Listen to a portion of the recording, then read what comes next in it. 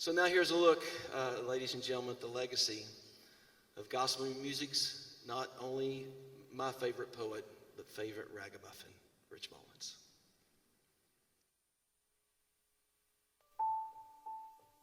At the end of a show sometimes, without any warning, Rich Mullins would launch into the doxology. As soon as the crowd started singing along, he'd step out of the way, leave the mic, leave the stage, disappear.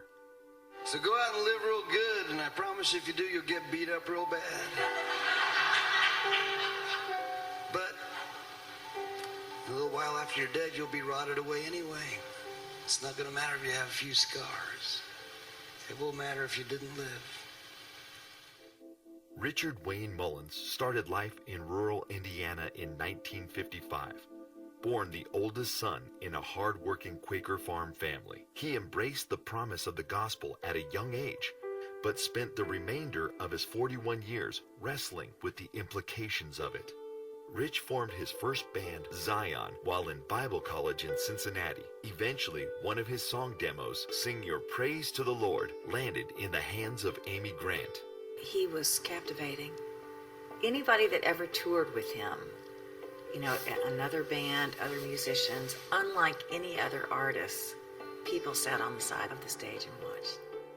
The immediate success of Amy's single launched Rich's career, a career that would span 16 years and 11 albums, including a gold record, 8 #1 songs, the #3 Christian album of all time as rated by CCM magazine, and a body of work performed by artists like Jars of Clay, Michael W. Smith, and Third Day. Rich's life is definitely a legacy of genuineness and of sacrifice and of love for God and his people. 17 years after Rich Mullins' tragic death in a car accident, his life and music continue to challenge and stir new generations. His story is now being told afresh in the film Ragamuffin. Ragamuffin knows he's only a beggar at the door of God's mercy. His legacy is this: if you tell the truth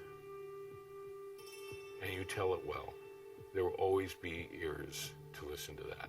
And it will always, always ring true in people's hearts. And it doesn't matter how old that song is.